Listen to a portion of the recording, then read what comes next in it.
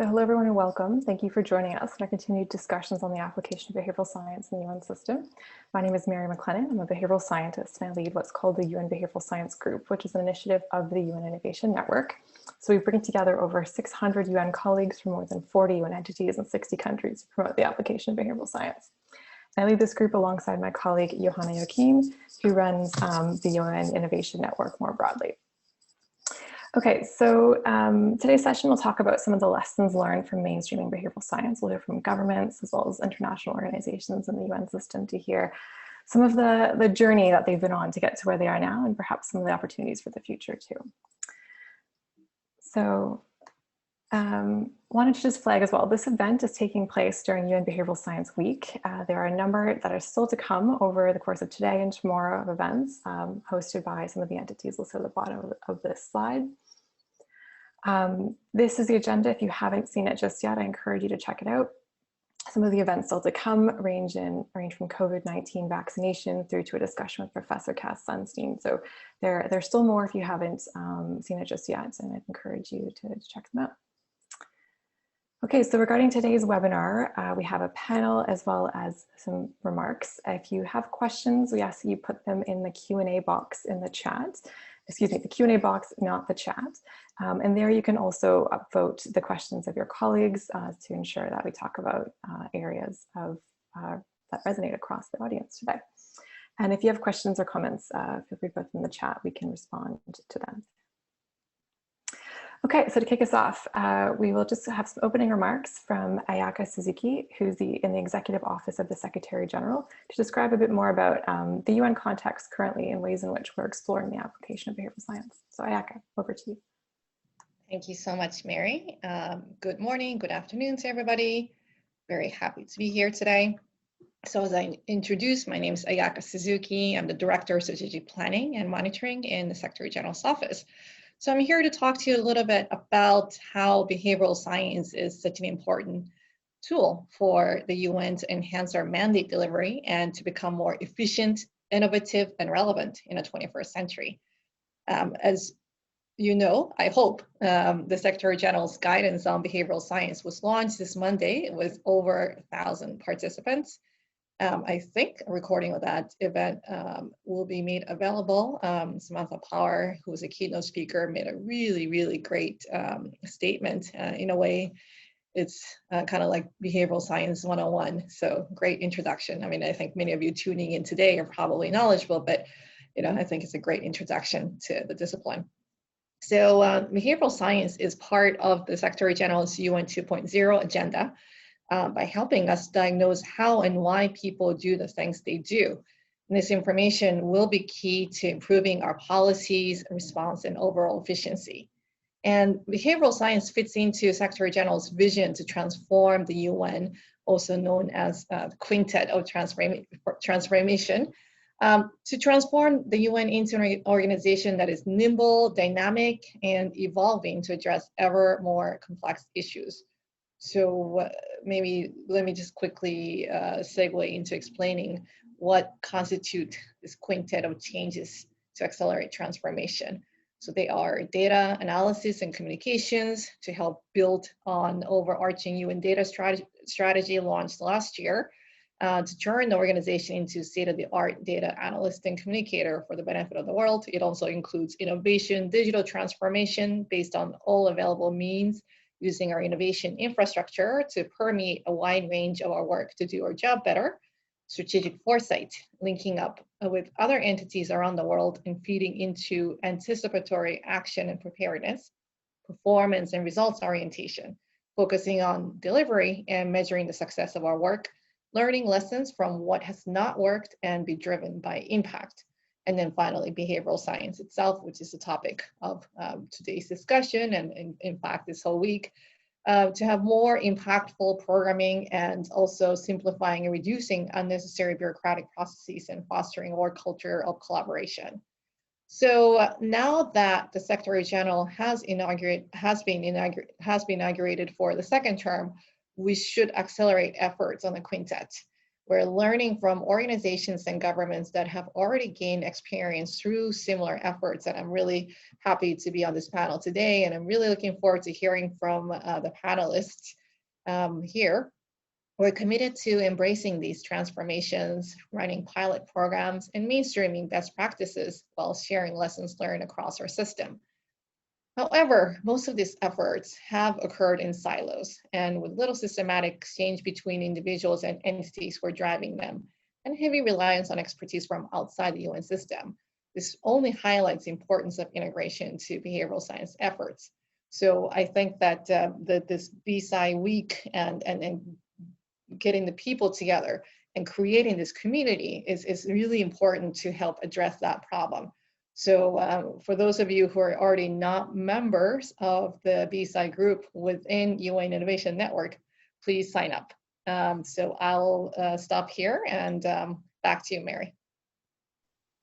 Great, thank you, Ayaka. That's really helpful to situate what we're talking about today in the broader UN context and to talk a bit about what's to come in the future as well, so thank you. We'll have you back when we have a panel discussion later. But at this time, I just wanted to introduce our panel for today. So I'm going to share a slide quickly.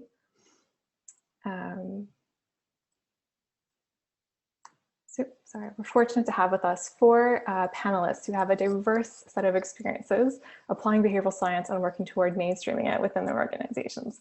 So first we'll hear from Rodney Galley, who's the Assistant Secretary to the Cabinet in the Impact Innovation Unit in the Privy Council Office in the Government of Canada. They've done work in the field of behavioral science for over 5 years, more than that, so lots of lessons learned there to speak to. Second, we'll hear from Javier Guillot from the Mayor's Office in Bogota, where he's the Environmental Culture Lead in the Department of Culture.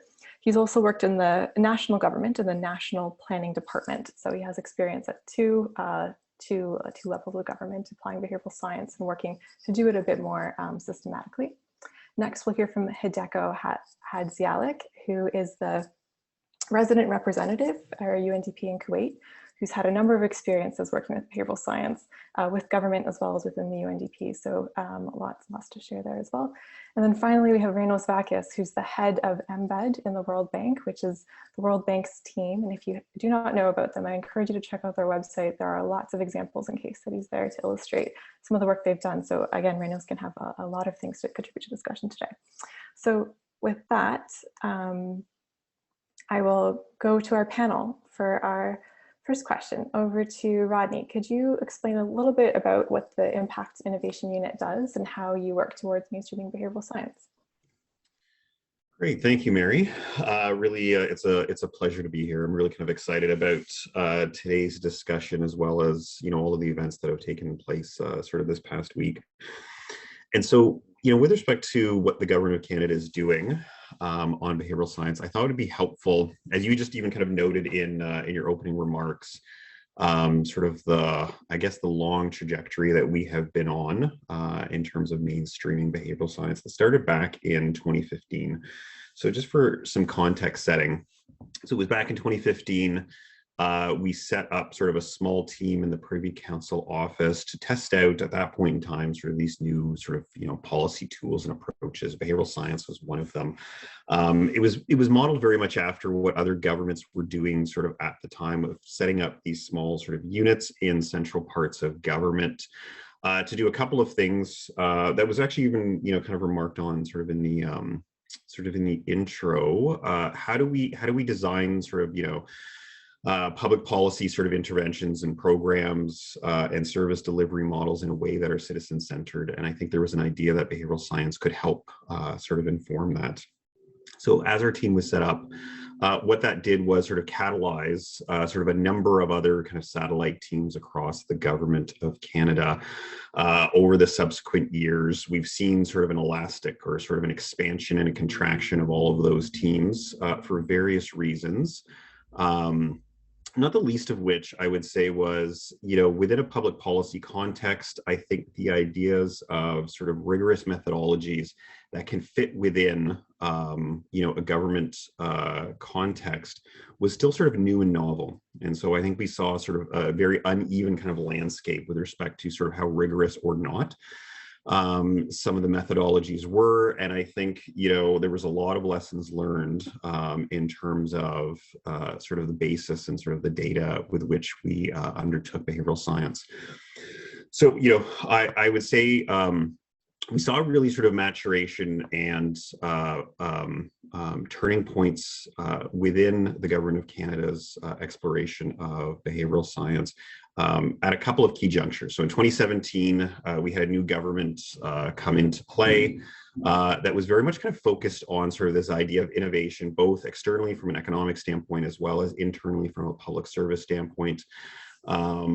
Internally, from a public service standpoint, they launched what was called the Impact Canada initiative that my team sort of manages. It is a whole of government approach to sort of scaling up and mainstreaming what we call outcomes-based policy and program approaches, of which behavioral science is one of them. We continue to sort of deepen our methodologies and our approaches.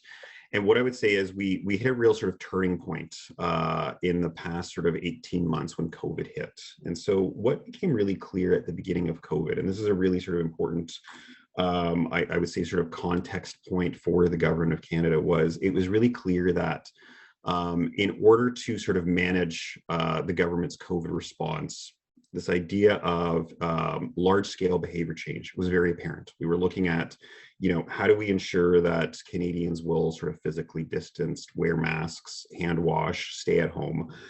And at that point in time, what my team did was we took sort of a data collection tool that was behaviorally informed from the WHO. We adapted it for a Canadian context. We set it up as a longitudinal study.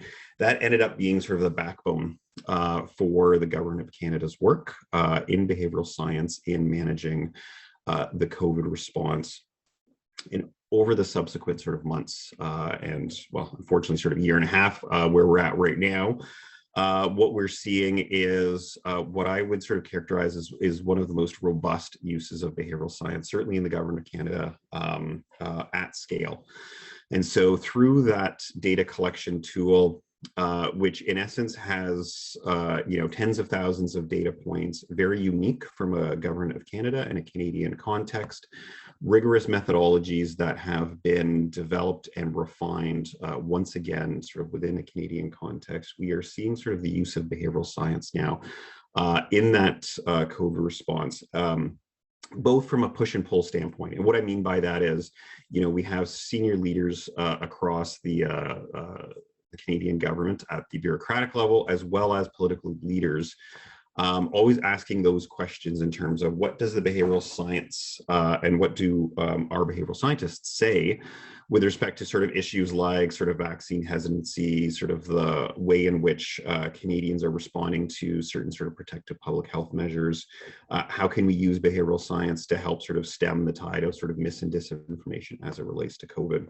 And so I would say that we have very much kind of expanded the role of behavioral science across government. We have matured it into a place that started in, I think I would say, sort of a very typical space, sort of in early years around, playing around with sort of letters to sort of increase uptake in certain programs, optimizing service delivery, to a point now where it is very deep from a unique data perspective. The methodologies are much more sophisticated, and we are now sort of on a growth path where we are now looking beyond COVID to see how can we bring sort of the model that we have built over the 18 months into other sort of key policy areas like climate change, for example, which will have large scale sort of behavior change that is equally needed, as we have seen from a COVID context. Great, thanks for that, Ronnie. There's a lot in there I could dive into. It's really interesting though, this idea of like the window that opens up with COVID and how you are able to leverage that to really go that step further with your behavioral science application.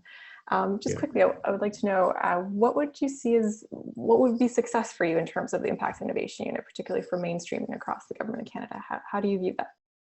Yeah, I mean, it's an interesting question. What I would say is this idea of success is temporal in nature. And what I mean by that is, There is no necessary, I don't view us as having sort of an endpoint. And so we are only as good as we are delivering on sort of the, the services that we are asked to deliver on. And so right now, I would characterize ourselves at a certain success point. And so we're at a success point right now because number one, we have demonstrated the application of behavioral science within a crisis situation and the value of how that tool can inform government sort of policies and programs and communications within a crisis situation.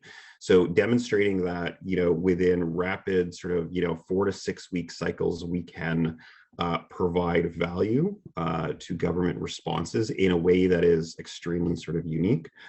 I would say number two, we're at a success point because I feel that we have taken sort of this idea of behavioral science outside of this idea of sort of innovation and experimentation. So in spite of the fact that I have the word innovation in the name of my team, and I know we're talking under the auspices of the UN Innovation Network, sometimes these labels are actually more detrimental than sort of helpful. And so I think, things that are viewed as sort of innovative or sort of experimental at times are viewed as a nice to have, not a need to have. And I would say that through our experience over the last 18 months, we have demonstrated sort of the core value of behavioral science. And I would say that most senior leaders no longer look at it as sort of a new and innovative tool. They look at it now as a tool within sort of the public policy toolbox, which is, after a 5 or 6 year journey is one of the biggest success factors that we have, because we are now very much on a path to growth within the Canadian government. Oh, it's incredible to hear that it's become so mainstreamed, and as a part of the team in the early days, it's just great to hear that. For sure. Yeah, I think that's kind of where I think entities in the UN are not quite at that stage just yet, but this is great to hear. That's potentially one way we can move forward in this way. I'd just like to open it up to the audience. If anyone has any questions, clarify. We can have an opportunity at the end of the webinar, but for Rodney about the Impact Innovation Unit, the work that Rodney's doing. If not, we can save those until the end. So you put in the Q&A box. If not, we will go to the next panelist. Oh, okay, let's go on to the next panelist then. Talk to you later, Rod. We'll see. Hey, thank you. Thank you, Mary. Next is Javier Guillaume. How do you apply behavioral science in your work in Bogota as well as in go for it. Well, thank you very much, Mary, and the UN Innovation Network for this opportunity to share some of our views and lessons here from Bogota in Colombia.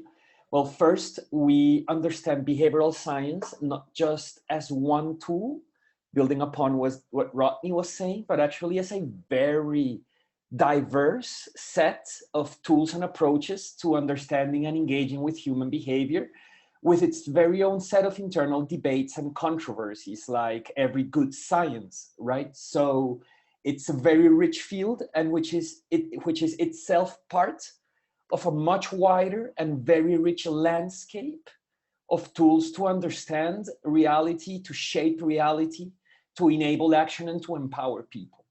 And we've seen the importance of connecting behavioral sciences with these other tools and approaches in a wider landscape, both at the national level of government, at the ministry level agency, the National Planning Department, and now at the local city government, where the importance of connecting behavioral science approaches and tools in specific projects with other approaches and tools, such as human-centered design, or systems design, or digital technology tools and approaches, or foresight, or specific tools for co-creation and prototyping, seems to be, once you are in the behavioral science field, it seems kind of obvious, but it's very different to frame a project as a behavioral science project and framing it as a project for change, and understanding that behavioral science tools and approaches is going to be one very rich and important corner, but of this wider landscape that needs to be combined in order to make change happen and to make that change sustainable in time.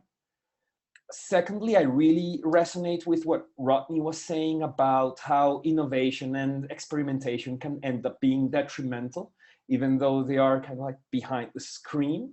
And we realized this in perhaps the most challenging and also exciting behavioral project I've been, together with the Behavioral Insights team from the UK, the Inter-American Development Bank, and more than 5 government units here in Colombia, 2 local universities. It was huge.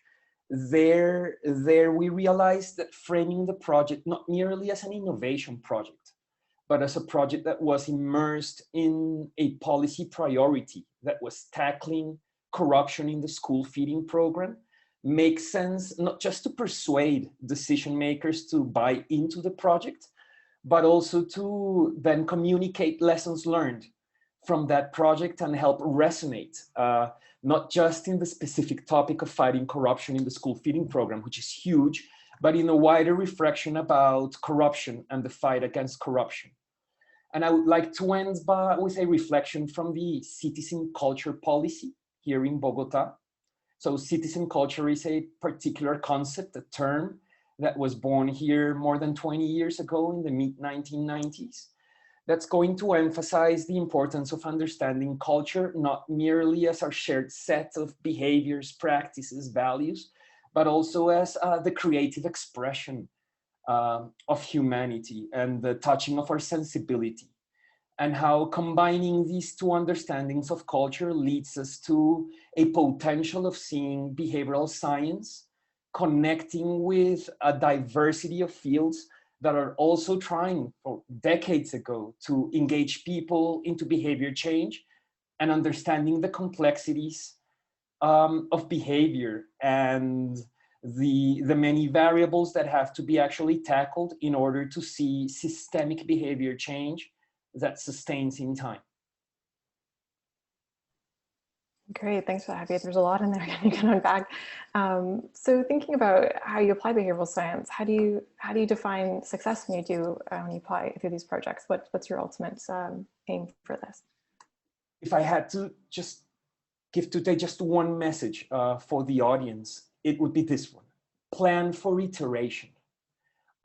Conceive of success as the capability of iterating over and over in one same field or area or policy.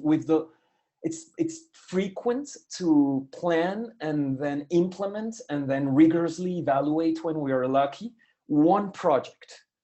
And we end up having a lot of PDFs and PowerPoints that can be published and that can generate reflection and further action, but that mostly gather digital dust.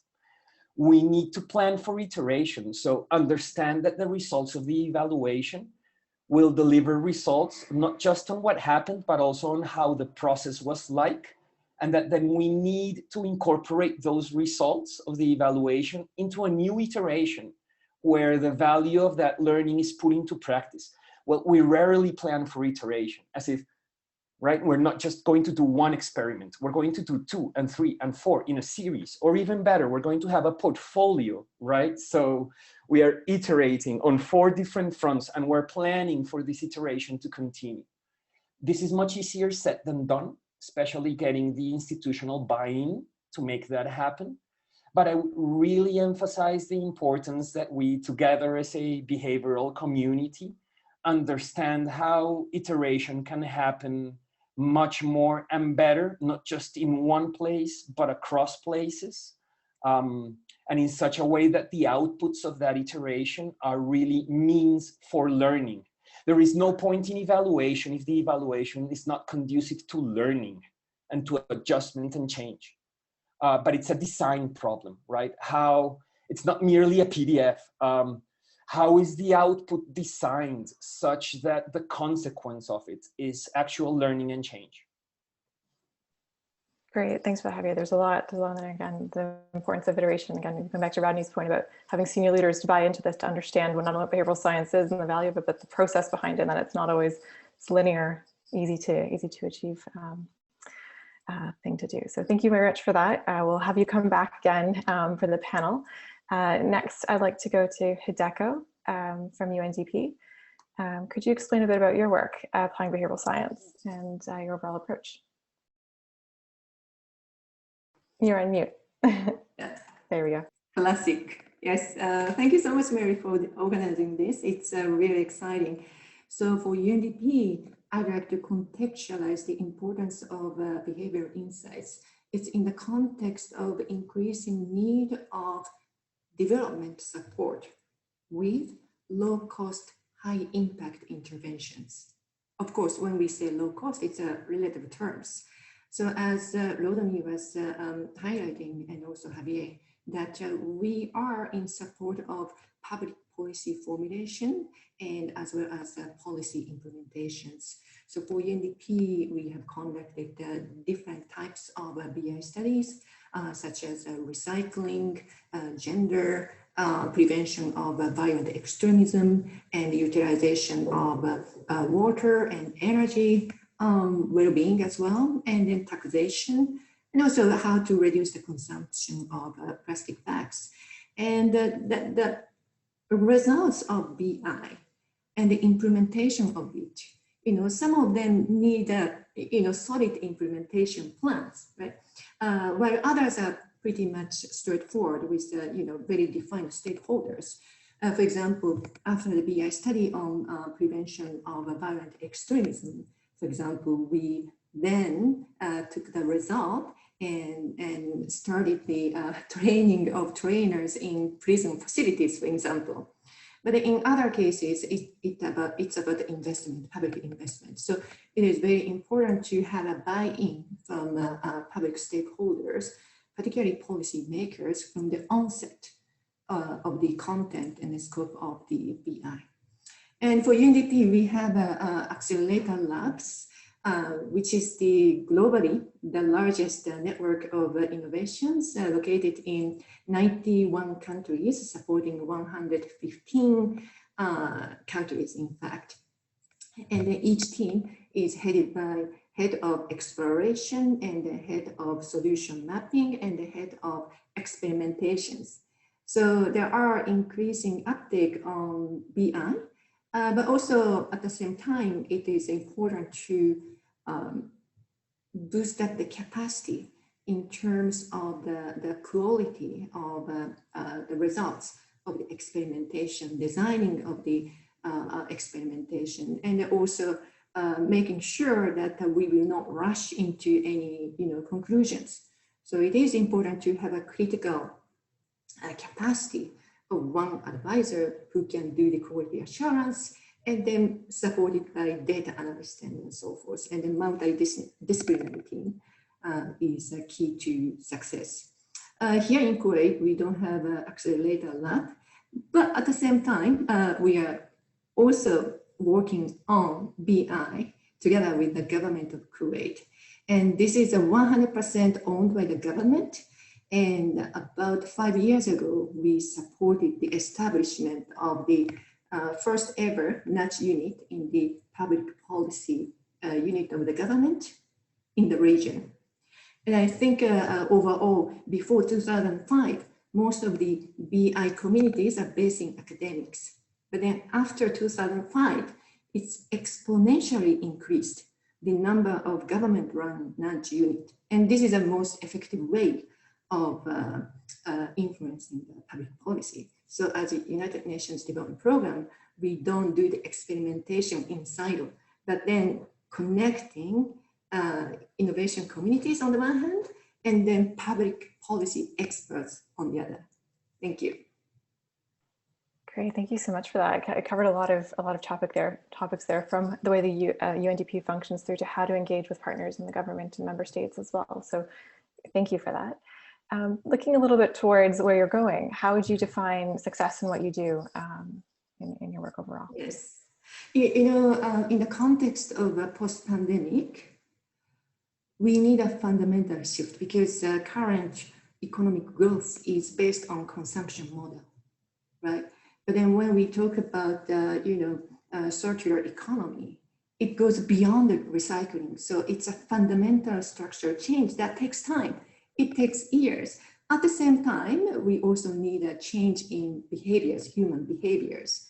So in the post-COVID context, we need to tackle the issue of, people's reskilling and then different labor structure, as well as promotion of new businesses and then green recovery. That's number one. And then number two is in the context of sustainable development goals. SDG 12, amongst others, SDG 12 is one of the challenging goals that is relevant both developing countries and also OECD countries, because people have still cravings for consumption, right? But how we can really promote sustainable production and then consumption, that's a key. So currently our team is having discussion with the private sector, and we want to run experimentation on food waste in one of the shopping malls and in a few restaurants. Because at the end of the day, implementation has to be done by the private sector as well. So those two areas would be something we really want to focus on. Thank you. Great, thank you for that. You touched upon the importance of partners there too. I mean, there's lots we can dive into there as well. Great, thank you so much, Deco. We're going to go on to our last panelist now, Reynolds Bacchus from the World Bank. Could you explain a bit about what the World Bank does and your approach to the application of behavioral science? Thank you, Mary, for the invitation, and hello, everybody. I'm going to share one slide just to fix things. Can you see it? Okay. So here at the World Bank, over the last 4 or 5 years, we've tried to, in essence, figure out how to do behavior science in our institution, in a place like the World Bank, who has, kind of 15,000 colleagues to try to build, kind of both the know-how, the capacity, but also how to bring that into public policy. We have now in this kind of a phase where I think, we have mainstream sufficiently, the understanding of what behavior science can bring, that, we are kind of, as going forward, I think a lot of the things that have been discussed in the previous panelists, we're trying to focus a little bit on a kind of a value-added focus, etc. But I thought I would reflect a little bit about, what have we learned in terms of, how do you integrate behavioral science into different institutions, and so I thought it's timely and appropriate to think of behavior science, if it was a vaccine and if institutions, are actually humans, well, how do you help institutions take up, a vaccine that is, hopefully helps build things. And I guess there's 3 elements from kind of the theory of take-up. One, so I just want to speak a little bit about each of them. So the first one is kind of the idea of helping people understand the cost and benefits. So what is the value proposition for behavior science? And I think there, what we found, the more we were able to explain clearly what behavior science is, and in fact, many times what it's not, is not going to solve every problem in the universe, but it will complement, it will bring value, and also explain, in our case, the World Bank, which is a very, highly technical institution, a lot of our colleagues trying to understand around methods and the approach and what does it entails, etc. I think that really was something we needed to work on and help, our colleagues and counterparts in governments understand, what's kind of a, why. And I think some of the previous panelists also touched a little bit about that. The second thing about, vaccines and behavioral science, it's around, okay, this sounds interesting. I have personally never been in a meeting talking about behavioral science without an underlying excitement. But how do you then, push this from, okay, now I understand what it is, but, to connect to trust and confidence, and this is something I should be actually doing and using. And I think there's 3 things to say from our experience. One, clearly showing the value in numbers, in technical numbers, and here I'm talking about, randomized trials, evidence, and even beyond, the super nerdish kind of work, qualitative work, but showing the evidence to teams, the kind of the true cost and benefit, not only the low cost interventions, but also the more deep things, and a lot of things here it's fair to say, being new, behavior science, had a kind of, in a way, high bar to meet. And many of the things it tries to do, specifically behaviors and psychology of, mindsets, etc., are hard to measure. So I think we've had to work hard to, find ways to both to measure some of these things that many times are intangible and harder to kind of understand. So showing the value was important. The second, just like vaccines, it's really about tailoring communication. So when we speak to clients, when we speak to my colleagues, when we speak to different teams that work on, climate change versus education, we need to tailor communication to be able to understand, to help people understand, what they will get out of it, how to complement their existing work, etc. So I think a lot of communication and outreach was also important to show our results, to explain them, to show kind of our pipeline, to show the theory of change, etc. And the last thing here is, which is important in an institution, is how do we find the right channels within the institutions, in places like our institutions that have multi-layers in terms of bureaucracy and top-down management. How do we find the right people to be champions for us, to share the results of our work with them?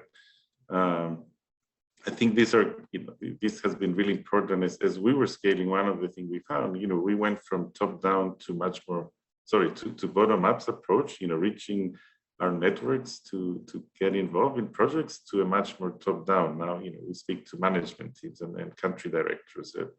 And I think that was, something that, took time, but it's the way to integrate this organically, as opposed to kind of this side thing that some panelists alluded to, kind of as a, it's not an academic project. It should be fully integrated.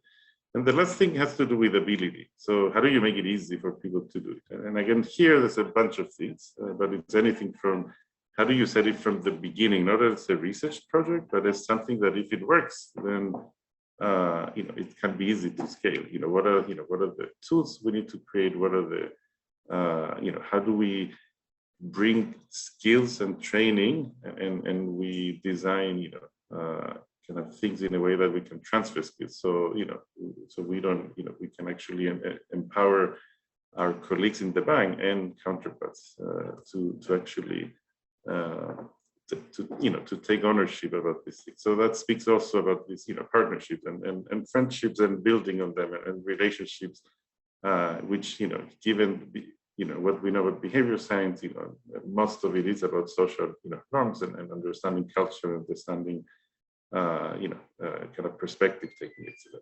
So the last, and the last thing I think, again, it came up a little bit to the previous stuff, it's this idea of, being a startup, meaning that we've had to be nimble in the beginning, very flexible to adapt, very flexible to respond, to react, to manage our expectations, others' expectations. So I think this attitude of startup really worked in the beginning.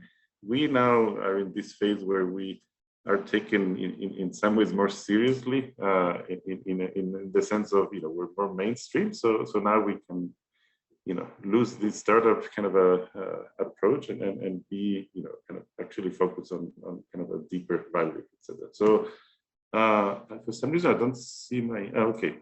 But I think my last point is, this is the punchline. The punchline, what we learn, if we have good solutions for policy problems, this is where everybody, easily understands what we're about. So as long as we move our institutions from a problem orientation to a solution orientation, and I think this has been one big lesson for me, like how we talk, we talk to clients about, here's the solutions we can bring to your problem, as opposed to here's the 2,000 things that probably are happening, and diagnosing the problems. Anyway, so I think I'll stop here. But in terms of going forward, we are trying to figure out how to focus some of the work, get a lot deeper in some of the kind of more complex questions that that require kind of many things to be happening, both behavioral and but anyway, thanks for the space to share. Back to you. Great. Thank you for that, Ernest. It's a lot there packed into that slide, and a lot of lessons learned with each of those bullets. But yeah, I think completely being undeniable, having a solution is something that we've heard a lot around. Okay, so maybe we'll save your follow-up question for the panel as we go into the next session. So, Johanna, can we bring everyone in? Thanks. So now I just wanted to have a bit of a discussion with all of the panelists. So I'm going to ask a few questions, but feel free to jump in if you would like to respond to the responses of others. So my first question is for Rodney. And it kind of touches upon a point that's come up quite a few times now about how to effectively communicate the value add of behavioral science. You mentioned these senior leaders in the government of Canada see the value in it. They've kind of come to see it as more quote mainstream than previously. So how have you done that? How do you communicate and talk about it in a way that's meaningful?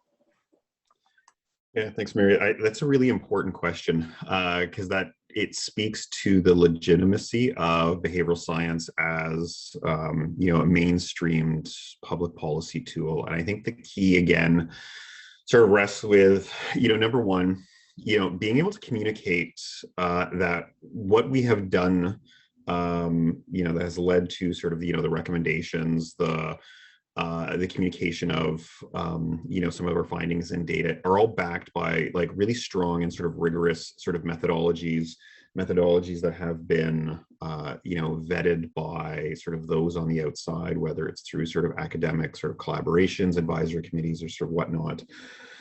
So number one, I think it is sort of ensuring that people sort of understand the depth and the breadth of what we are doing.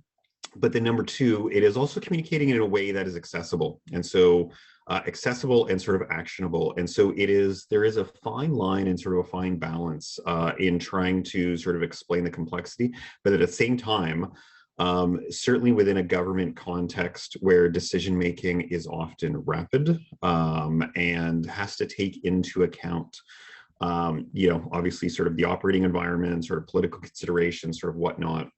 How do you ensure that there's sort of a mix between sort of those two? And so that has been sort of the key in particular with respect to sort of how we have managed sort of the mainstreaming of behavioral science through our COVID response, is that we have been able to sort of demonstrate sort of that unique value add that decision makers haven't seen before, but doing it in a way that is accessible and sort of actionable and concrete. And I think that has led to the success of how we have very much incorporated behavioral science within the COVID response, and I think that has led us to sort of the path that we're on now. Great, thanks for that, Rodney. There's a lot in there I'm sure colleagues can leverage. Any comments from the panel before I go on a question to Javier? Okay, I have a question for Javier with respect to, you mentioned the diverse, human centered design, prototyping, and other areas that can intersect with the application of behavioral science. What capacities and skill sets do you think are needed or necessary for the application of behavioral science? Yes, great. I'll actually connect this with a question from the audience from Julianne, who's asking us how to start or set up an effective team to promote BSci in organizations. And I would very honestly say, I do not think there is a recipe, and I do not believe that any recipe to make this happen would be adequate because context dependency is very high. So it's like a startup. There is no, as Reynolds was saying, there is no recipe for building a successful startup. That would be naive. You need to understand the nature of the organization that you are in and the enabling environment for behavioral science in that organization in order to understand how that team needs to look like and where it is located. Now, that being said, I think there's a key reference that we found super useful here in Colombia, and I know elsewhere. It's the Competency Framework that was developed by the NEST team together with public innovation teams across the world. And what the Competency Framework will do will be to emphasize 3 dimensions of competencies that you need to combine in order to have teams that do not only focus on problems, but also on solutions, on delivering solutions, as both Reynolds and Rodney have been emphasizing. And these competencies relate with working together. So people that have competencies to engage with stakeholders and with citizens to create shared ownership of those solutions. The solutions from this BSci team cannot be from that BSci team. They need to be from the entire organization, and the stakeholders that it engages with, and the citizens and the people that it's working together with. So you need not just the scientists, but you need the people that can build these relationships. You need people that can actually lead the change, so mobilize the resources and understand the bureaucratic requirements to make the project happen, because you can frequently end up with the people that have a lot of thematic expertise on what you are trying to deliver, but unless you incorporate the competencies to find the resources and translate them into action, you are not going to be able to deliver. And finally, to accelerate learning. So that's actually the thematic expertise. People that are not only into behavioral sciences, but into data literacy, evidence literacy, prototyping. So how the methodologies and tools behind what characterize the field. So I would recommend that framework, and also recommend Professor Susan Michi's COM-V, model of behavior, which I know is in some UN documents already, but that we found very powerful because of its relative simplicity. So it will show how behavior will always result, or behavioral change will always depend on variables that are related with motivation as well as with capabilities and opportunities. So we need to understand the complexities of the place and the circumstance that determine these capabilities and opportunities that people have in order to behave in one way or another, and not just their motivation.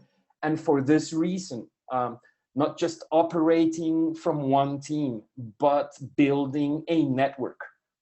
So seeking advisory from local universities and think tanks, connecting with peers in other places ends up being essential, because to comprehend this complexity and to understand the variables that are involved, you need the collective intelligence. And that's the point to end with. In the experiences that I've been, it's this network that ultimately provides a higher probability for sustainability of the initiative. If it's one charismatic champion, your boss that is into behavioral science and creates the team, the one thing that can really help the next boss to keep the thing going on is other stakeholders that knock on their door and say like, hey, that unit you have, they're really essential and they are delivering. So that in answer to your question about the competencies, and also about how starting or setting up effective teams in this field. Great, thank you for that, Javier. There's a ton in there, tons of resources. Maybe we can put some of those in the chat if you're able to find them. I think colleagues might be keen to hear COM-V and the Nesta framework. Great, so I'm going through the questions here. Next question is for Hideko, regarding fostering our culture and environment of experimentation in UNDP, and what lessons have you learned in doing that this time? Sure. In terms of the buy-in and excitement, there's no shortage of it, and rather, we are overexcited. But what's important is quality and relevance and impact, right? Also, in some areas, in order to ensure the government buy-in, we have to have, or the government has to have, a proper ethical review before conducting experimentations. It could be about the privacy, it could be about the health situations, and then so forth. So it is important to have what's necessary before starting, so that we will not hit by sudden requirement and so forth. And in fact, many of the NUTS units embedded in the government do have advisory board, independent advisory board consisting of different academics. And actually, I was learning from Q&A, and then someone was asking about the application of BI on corruption. That's excellent idea. In fact, we have an anti-corruption program in Kuwait, and certainly prevention is much important than reaction. In terms of justice and rule of law, this is also one of the questions. We are starting together with our regional hub, UNDP in Amman, to study on the domestic violence, and because here we have a law on the protection of the victims of domestic violence. And in order to implement this, how we can make victims comfortable to report or to utilize protection mechanism and so forth. Another thing would be transparency, failures.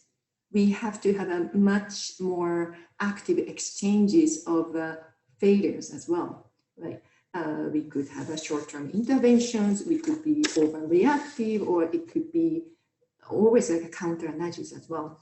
And also, we do have a network of, as I said, 119 countries, and actually including UNDP office presence, it could be beyond the 190 countries. But then we don't want to generalize, you know, even within Asia, attitude towards women are slightly different.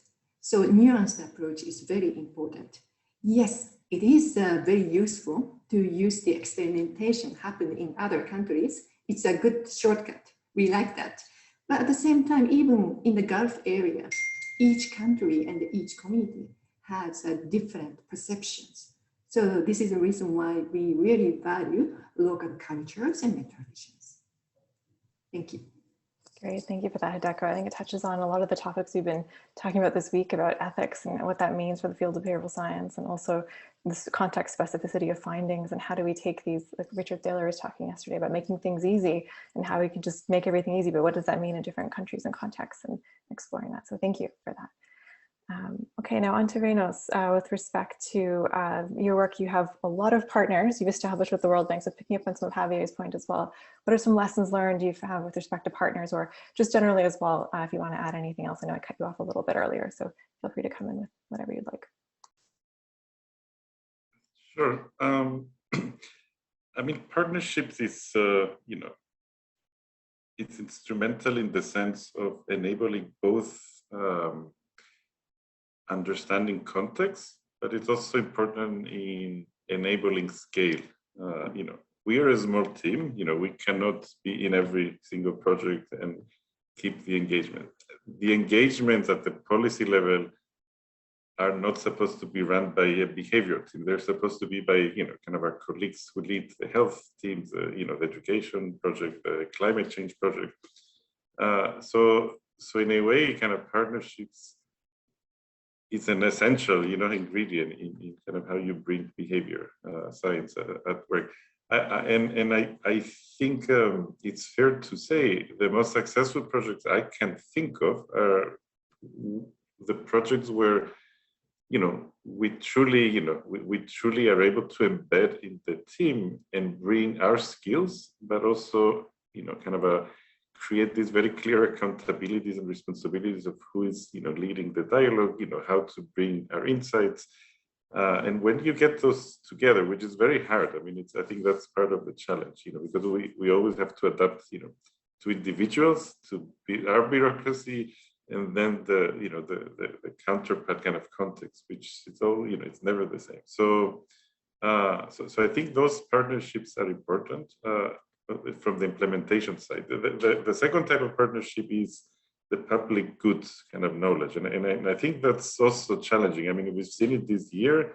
I mean, you know, Mary, we spend many hours in different, you know, network discussions, and it's hard to, it's easy to share what each of us is doing, but actually, you know, really leveraging that and building on it together and finding, you know, kind of entry points for collaborations, you know, concrete collaborations. It's always, you know, it's a challenge, but it is what we need to work on. And again, you know, sometimes what I found, you know, just like behavior science tells us, when you kind of break down a big problem into the little pieces, you can actually find this entry point. So, you know, we had a chat, you know, a couple of weeks ago around our work on the vaccines. I mean, just to give you an example, and then, you know, we found like there's a really nice piece of work done by the Maryland, you know, University of Maryland. So we are trying to join forces and try to kind of address one specific detail, you know, that seems to overlapping in our interests and kind of bandwidths right now. So finding those things, you know, takes proactivity, takes a lot of, you know, a lot of socializing, but I think they are really, you know, they're really rewarding, and I think that's where the opportunities lie. That's very helpful, Reynolds, to talk about the more traditional side and also kind of where things are going.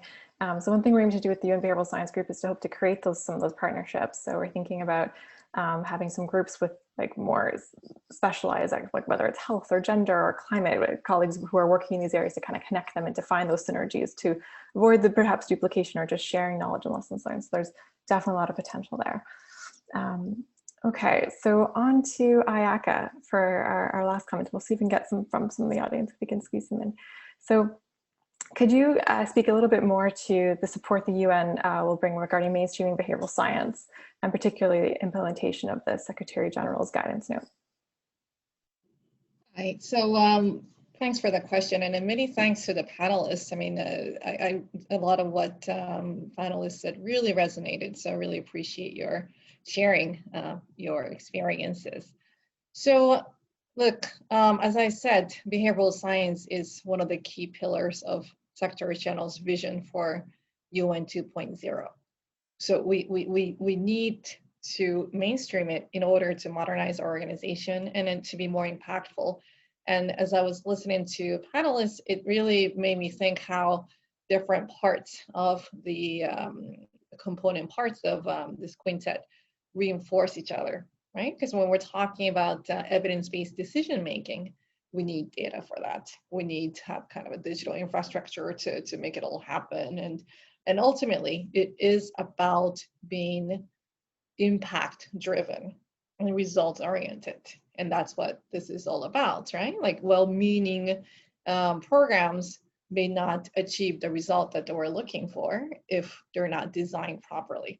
So as I think Rodney it was you who mentioned, senior level leadership buy-in is essential, and then we have that in the sector. The Secretary General wants this to happen, and as Volker spoke at the launch event, that the buy-in is there. So I think that the most important aspect of this is to modeling behavior and to really to demonstrate a senior level commitment. So we will continue to follow closely, and we're really excited about our partnership with you, Mary and Johanna, in UN Innovation Network, because I think this marriage of kind of a grassroots practitioner and in senior level buy-in, I think will be really essential to make it happen. And of course, we need to tools and resources, etc. But the rest will and should follow.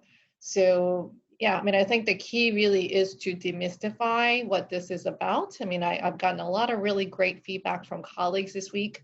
Many of them have tuned into various events that are happening, and for them it's new, right? And then they're really trying to come to terms with it. And how does that apply to them? What it really means for them in terms of day-to-day work. So we are committed to really making it relevant for their work.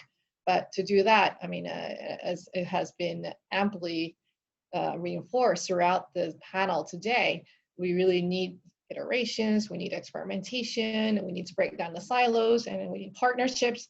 So yeah, and it is a journey. It will be a marathon, and not a sprint.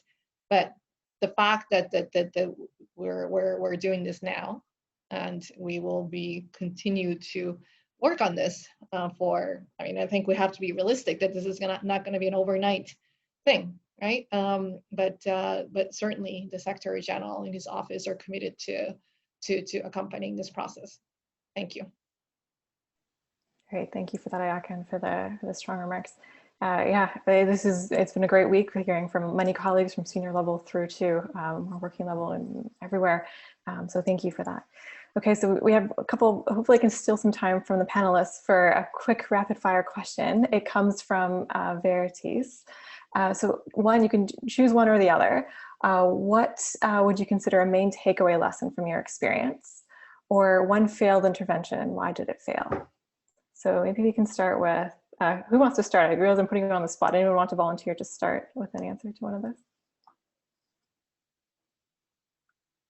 What's a main takeaway from your work overall? You can. I can jump in. I mean, to be honest, failure to me is just So there's two types of failures. One is failure that we didn't find result in something we thought we would, when we tested things, etc. That we find that every day there's something, because the point is we don't know what works. And this is why we need this culture of testing and understanding and learning, iterating, etc. Failing in implementing, I have lots of examples of things that we thought we could start working in this project or that project, and then things kind of collapse or delay, etc. And those speak more about processes and us being able to both communicate, being there at the right time, being a value proposition. I think this is what clients need, is to feel that they. I can spend hours, and I do think we should have a nice session on failures and what we learn from it. But to me, failures is just part of the natural process of us learning, and it's absolutely a beautiful thing. So. Thanks for that, Reynolds. That's so true. Who would like to go next? Javier? Oh, Hideko, go for it. Yeah, I fully resonate with Reynolds' word and colleague. Same here. We always feel, we could have done better. We could have organized better, and then so forth. What I can say is that, I tend to get overexcited about the BI experimentations. And then if we have a experimentation result, we tend to take it as a result. But then as Ayaka rightly mentioned, it's like a marathon. So we need to monitor. So we have a percentage out of experimentation, right? If we do this way, then consumption of water decreased better by XX%. But what we really need to monitor is, in a country, a year later, 2 years later, 3 years later, how water consumption has reduced, or how food waste has reduced, and then so forth. So it's actually BI is in fact long-term interventions, but of course we need to have experimentations in between, and not being able to report on, yes, we have reduced XX% over the course of XX years is one of the things I wish I had. Thank you. Thanks for that, Hideko. I think it echoes some of Javier's comments earlier as well. Yeah, you want to go next? Go. Two main takeaways. So one, iteration matters a lot. So what if we conceive of projects not having an endpoint in a results document, but an endpoint in effective learning that is then materialized in another project? It is not the case that the first time that you design an intervention for addressing a complex behavioral challenge and you put it out, that you will have solved it. We need to go through iteration paths, and hopefully portfolio, seen as an iteration of different lies in a portfolio of experimentation.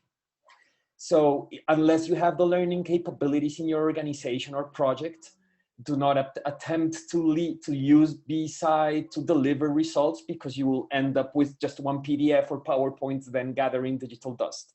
And second, timing matters a lot. So iteration matters and timing matters a lot. One thing that I would characterize as failed here, not actually failed, it can still be recovered, is that we did a very big project, this big project with the BAT, precisely when a presidential administration was ending. And then the capability of taking the results to scale depended on new decision makers paying attention on a project that had happened just before in the previous administration, and it ended up being impossible. So understand, this is also fairly obvious, but understands that the timing that you choose to present results to the decision makers and to make the project happen matters a lot, and design for that timing, right? Two main takeaways for the community, and hoping to remain in touch. Wow, thank you, Javier. Those are some really helpful points for sure to consider. Any other comments, suggestions? Go for it, Rodney. Thanks, Mary. I think, so I support sort of, all of the comments I think the other panelists have made. My main I guess, perspective on that word failure and sort of that concept, because I know a lot of people like using that within sort of this context and using it within sort of the innovation and experimentation context. I actually find it a very unhelpful word, especially when it comes to sort of a public policy context, because really what we're trying to do is, you know, any good public policy is going to look at sort of what is working and what isn't working. Behavioral science is a tool sort of within that process to understand that very fact of what's working and what's not. And so just because you figure out any behavioral science pursuit doesn't characterize that as a failure. It actually says, okay, so as you know, decision makers, don't go down that route. Because it's not going to yield sort of the overall objectives or the outcomes you're seeking versus you know, sort of that route. And so I think what we need as a community is a bit of a paradigm shift, moving away from sort of that idea. You know, there's a lot of buzzwords around sort of, you know, I don't know, what is it, failing fast and sort of moving on and sort of all of that. I find that sort of unhelpful within sort of all of the contexts that we work in particular, sort of, you know, public institutions. I think this is really about sort of being much more savvy around understanding what works and what doesn't, and then applying those findings ultimately in whatever you are looking to achieve. Great, very helpful, Rodney. It's about the lessons learned through this application, not necessarily the failing. Interesting. Okay, would you like to comment? If not, that's as well, that's fine. No, perfect. Okay, so with that, thank you very much for your time, panelists. Greatly appreciate it. It's been a really interesting discussion. We could go on for a lot longer, I think. So with that, I'm going to close out for today and say, please join the rest of the events for UN Behavioral Science Week. Read the UN Secretary General's guidance note on behavioral science and the UN Behavioral Science report, as well as follow us on Twitter and keep engaged with us as we go ahead, and join the UN Behavioral Science group, of course. Okay, so with that, thank you very much, and I'll see you all later.